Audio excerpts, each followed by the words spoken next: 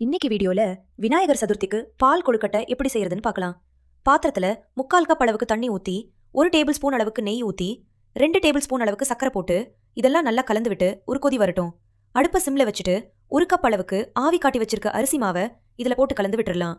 அடுப்பை சிம்ல வச்சுட்டு கலந்து விட்டீங்கன்னா நல்லா கட்டியாயிடும்.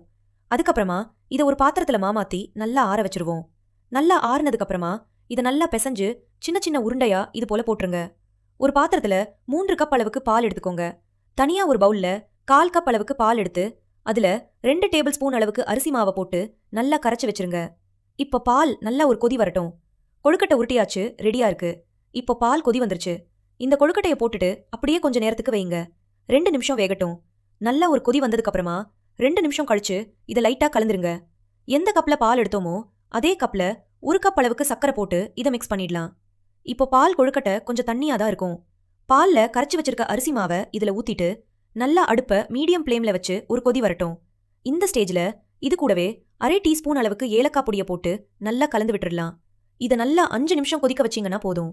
இந்த ஸ்டேஜ்ல நல்லா பாருங்க, திக்காயிடுச்சு. இப்போ அடுப்பை ஆஃப் பண்ணிட்டு 1/2 கப் அளவுக்கு திக்கான தேங்காய் பாலை ஊத்தி கலந்து விட்டுறலாம். இப்போ பால் கொழுக்கட்டை ரெடி ஆயிடுச்சு.